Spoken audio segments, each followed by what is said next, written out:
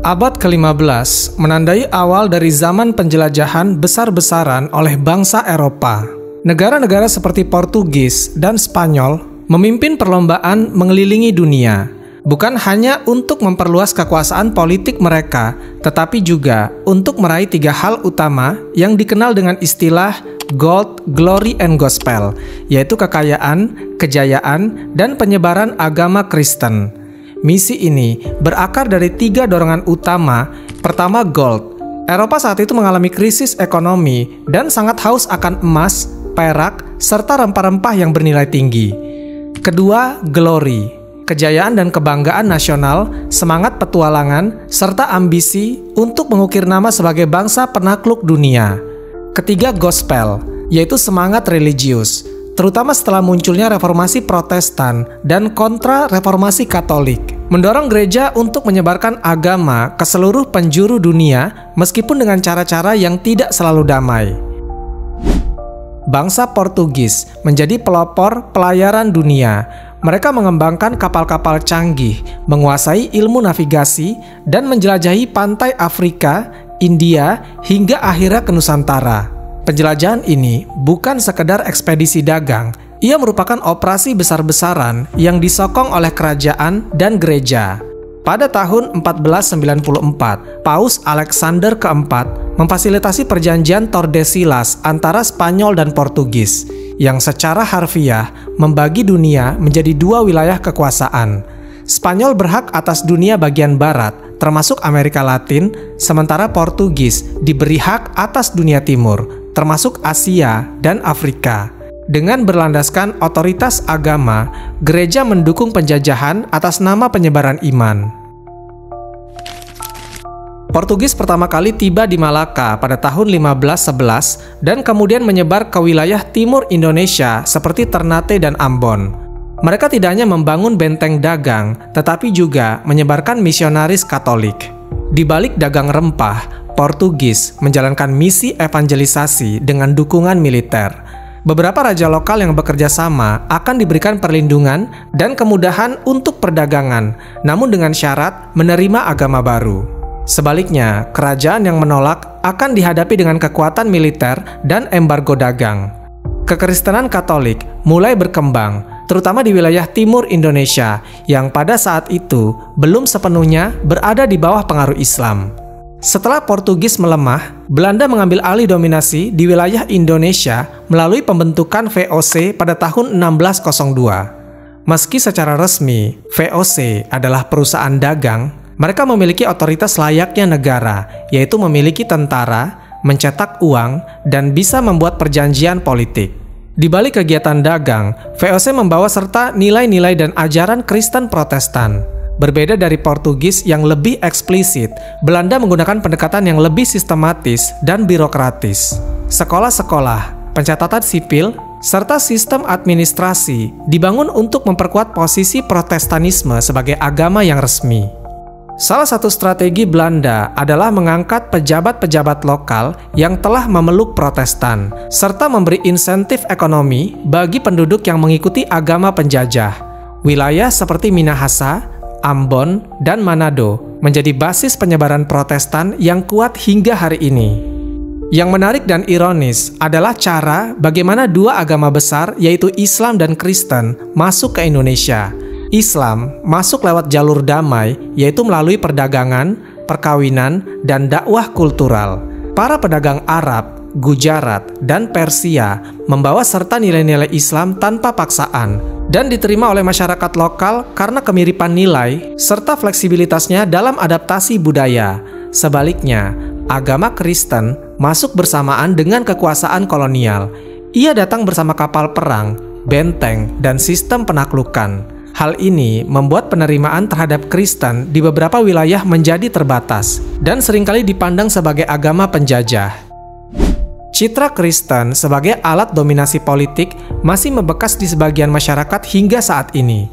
Perbedaan cara penyebaran ini melahirkan dinamika sosial yang unik di Indonesia. Di satu sisi, ada wilayah yang secara historis kuat dalam Islam, seperti Jawa dan Sumatera. Di sisi lain, wilayah timur seperti Maluku dan Sulawesi Utara menunjukkan jejak kuat dari warisan Kristen kolonial. Polarisasi ini menjadi akar ketegangan sosial yang masih bisa dirasakan bahkan di masa modern. Dengan demikian, misi Gold, Glory, and Gospel bukan sekedar slogan dari zaman penjajahan. Ia adalah paket lengkap dari kolonialisme gaya baru, di mana ekonomi, kekuasaan, dan agama disatukan dalam satu agenda besar untuk menaklukkan dunia. Dan Indonesia dengan segala kekayaan dan keragamannya menjadi salah satu panggung utama dari drama penaklukan ini.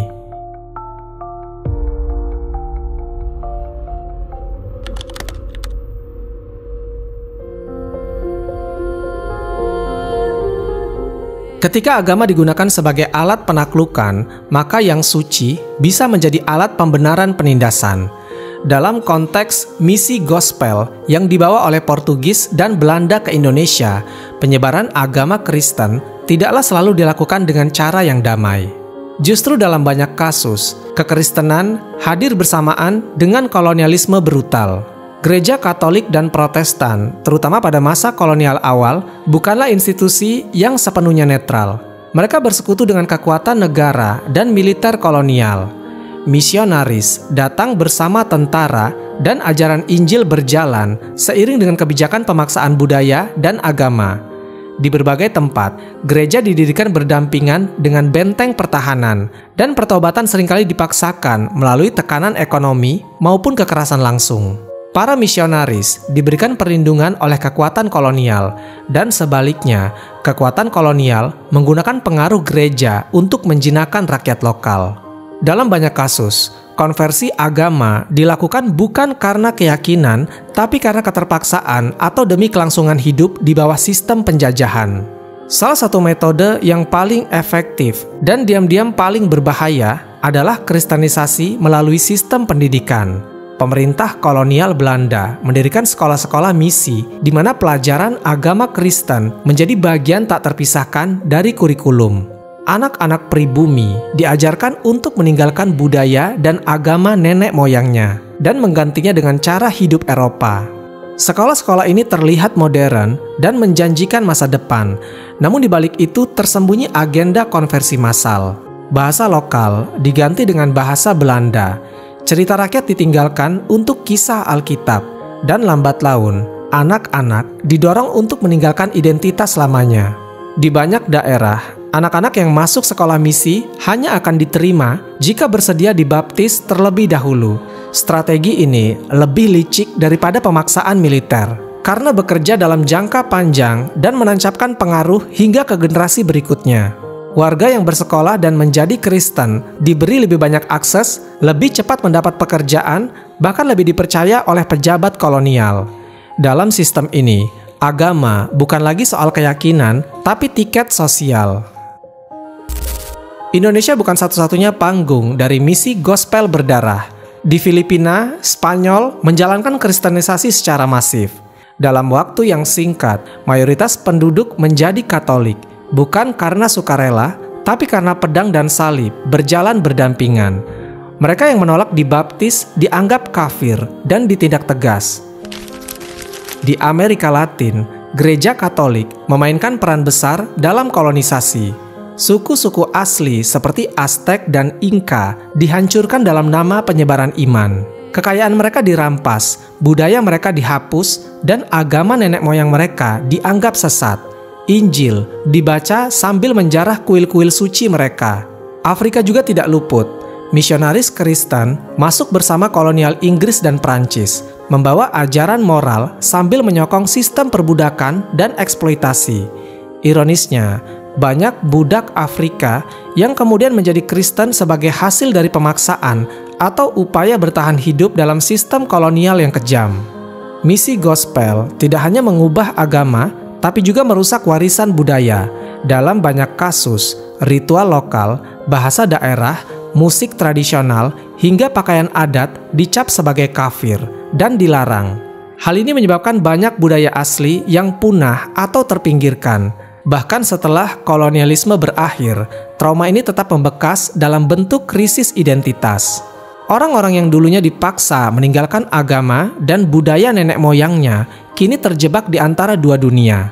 Mereka tidak lagi merasa sepenuhnya menjadi bagian dari akar lokalnya, tapi juga tidak sepenuhnya diterima dalam struktur agama penjajah yang mereka warisi. Terjadi keterasingan kultural yang menimbulkan ketegangan sosial. Di Indonesia, kita melihat bagaimana hal ini menyebabkan ketimpangan persepsi antara kelompok Kristen dan umat Muslim. Di beberapa daerah, Kristen masih dikaitkan dengan kolonialisme dan Islam dengan perjuangan melawan penjajah. Narasi ini diwariskan secara turun-menurun, menciptakan prasangka yang sulit dihilangkan. Gospel, dalam banyak versi kolonial, lebih menyerupai alat cuci otak massal ketimbang penyelamat jiwa.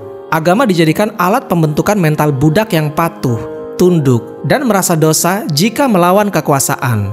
Teori konspirasi menyebutkan bahwa penyebaran agama Kristen oleh penjajah bukanlah sekedar misi spiritual, melainkan proyek sosial politik untuk menciptakan masyarakat yang tunduk dan tidak memberontak.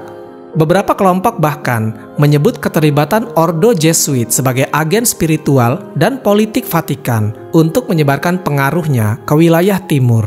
Ada juga tentang teori keterlibatan Freemasonry dalam mendesain ulang struktur sosial jajahan dengan menggunakan simbol dan narasi agama.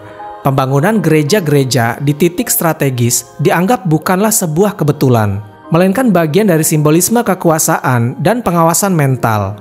Sampai hari ini, pertanyaan yang paling dalam adalah, apakah misi Gold, Glory, and Gospel sudah benar-benar selesai?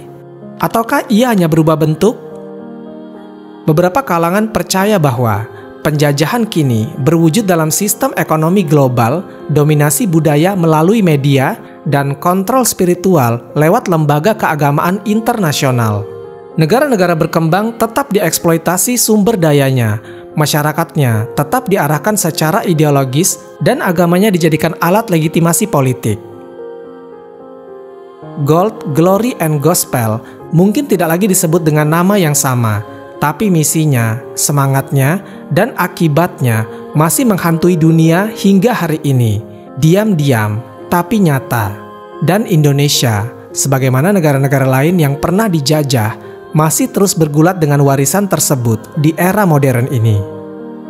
Bagaimana menurut kalian? Wallahu a'lam bishawab.